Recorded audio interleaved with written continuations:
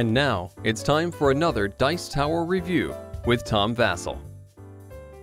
Hey folks, I'm Tom Vasel, and today we're going to be taking a look at a game from Plan B, an Eggerspiel called Coimbra.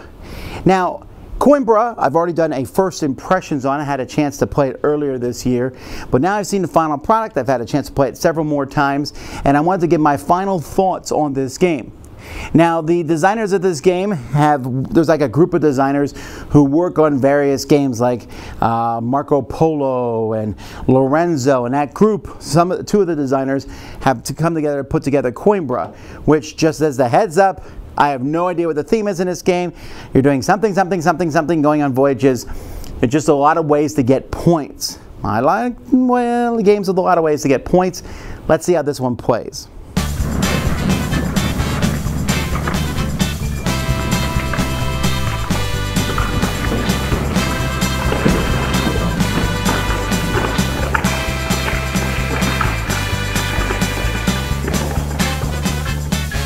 The goal in Coimbra is to get the most points, and that's going to happen after 4 rounds. And each round is going to take place the same way. Players are going to roll a large number of dice, and I'm going to roll them up here for now so you can see them here. You'll notice that the dice are different colors and different numbers on them. And in turn order, players are going to draft these dice. Now, when you draft a die, you're going to place it into one of your holders here. Each player has 3 holders, and you're going to place it in one of these regions here on the board. Now, in these bottom 3 regions, higher numbers are better. So if I later on draft this gray 6, I would put it in front. If later on the black player drafts the 6 of yellow, they'd put it after the gray. And then maybe later on, the yellow player here drafts the 4 purple.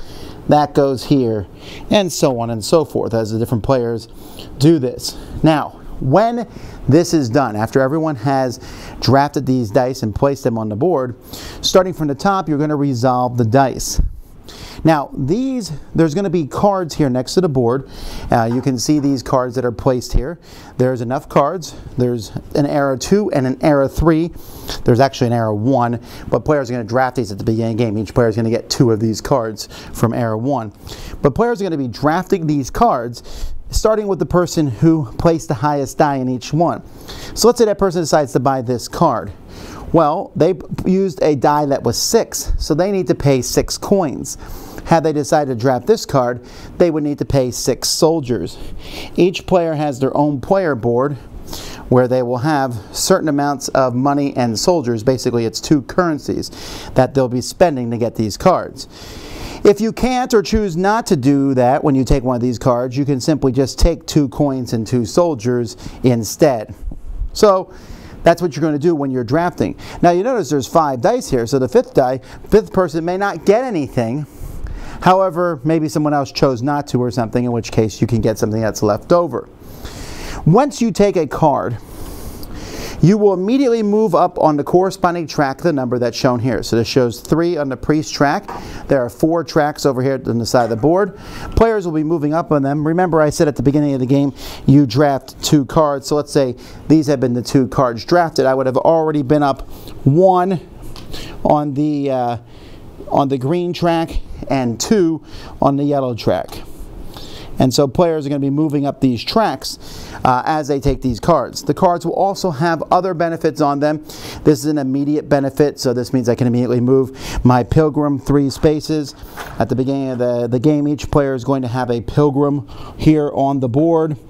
Sometimes they give you points, sometimes they give you money. Sometimes, like this one here, it will give you an end of the game bonus. That's what that exclamation point means. So you get an immediate moving up on one of these tracks, and then something else is going to happen from those cards. You have a spot to put your cards. You put immediate cards here. You put end game scoring cards here. Cards that will take place during the game and give you special benefits will go here and here. Another place, I said there's 4 places to play these cards. So we've already seen that there's 3 here to win the cards and decide.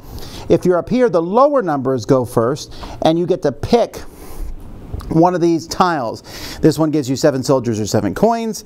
This one gives you 2 victory points, lets you move your guy 3. This one gives you 4 victory points and allows you to place this token on one of your dice. So if I was the yellow player, I could place this here and move it up, and because now it's a 7. Now I still have to pay 7 money when that happens. And then this one gives you a discount when going on journeys.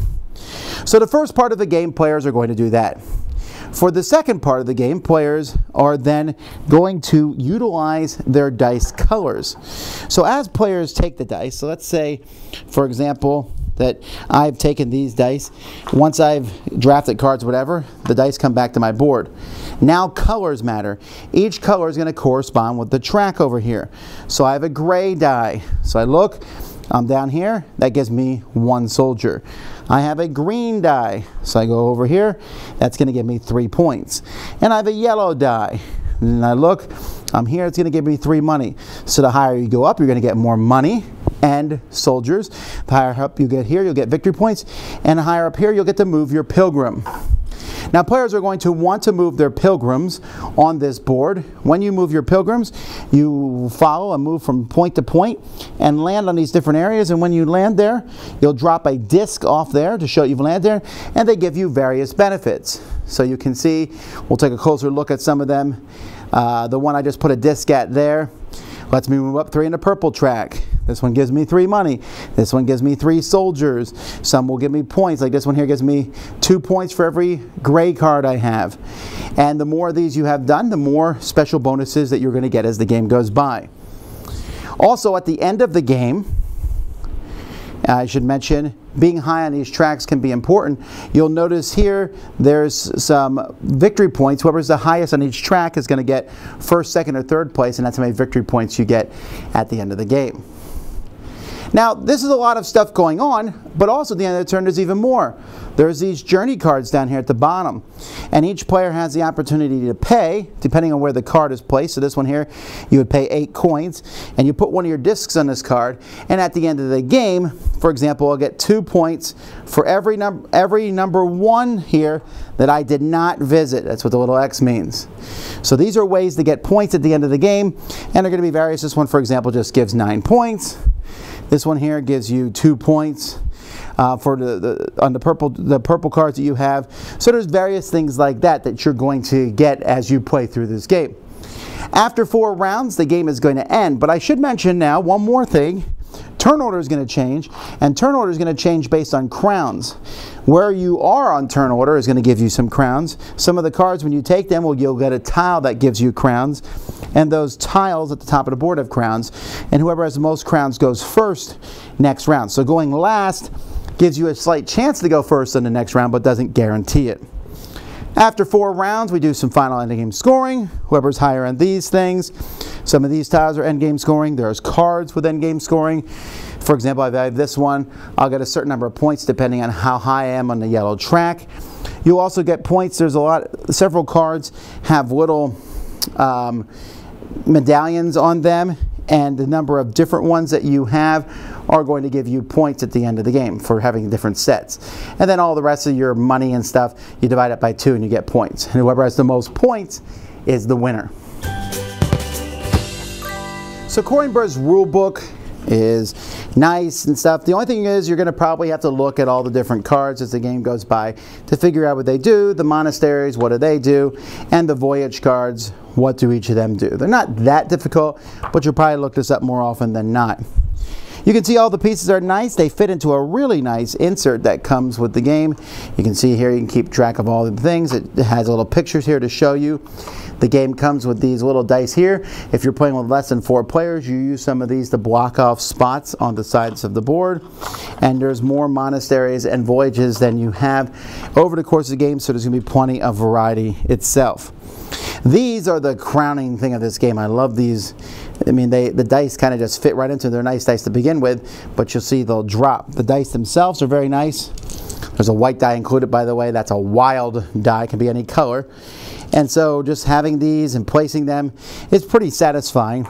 And while the board certainly is an exercise of symbology, there's a lot of symbols going on, I never found it to be too complex to figure out what was going on. There's a lot to like in Coimbra. It really falls in that solid, I just enjoy playing this style of game. First of all, there's the dice drafting. I'm a really big fan of that because when you draft the dice, high numbers are good, low numbers can be good. Which ones do you want? The fact is you take a number if it's high because you get to choose your card first, but then you have to pay out the nose for that card. Maybe no one else wants that card you want. So maybe I'll take a lower die to get it. But then there's also the color of the dice because that's what's going to activate at the end. It's a strategy in this game to go for the green dice and activate them and get lots of points. It's a strategy maybe to get a lot of money and soldiers and then just use those and spend them and buy pretty much anything you want. So there's this constant, I think it's neat that when you draft a die, you're thinking about both the number and the color, even though they're used in very different ways. The game offers strategies. You can run your little guy pilgrim all over the board and try to hit up a bunch of points that way. Save money and get tokens on every single voyage that's out there. Just try to raise all your stats and just pour that money and soldiers out. And it really feels like every game's going to play different. All the cards show up in every game, but they're going to show up in a different order.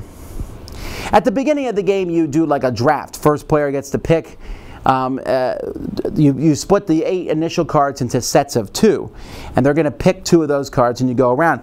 Or instead of picking 2 cards, you can pick which corner your pilgrim starts on, which kind of starts their initial place they're going. It seems a little weird to me that they even make this an option, because honestly I've never seen anyone pick where their pilgrim goes first, because you might as well pick your set of cards first. And then you go in reverse order coming back. So usually if you're going first, you pick your cards first, pick where your pilgrim goes last, and vice versa. But I do like that initial draft. It gives you a chance to move up on those things. And as you move up, it gives you the sense of accomplishment. Like, man, I just moved up higher on the money track. Every time I take a yellow die, I'm getting 9 money. That's a really neat thing. And I think people enjoy that because it has this little bit of engine building feel to the game.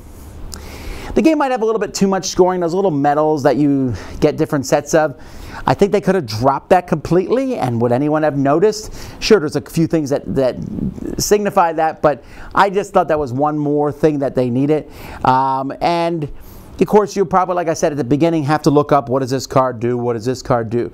But once things gets going, this is a solid Euro game. If you like Lorenzo Il Magnifico, you're going to like this. They really are in the same kind of wheelhouse.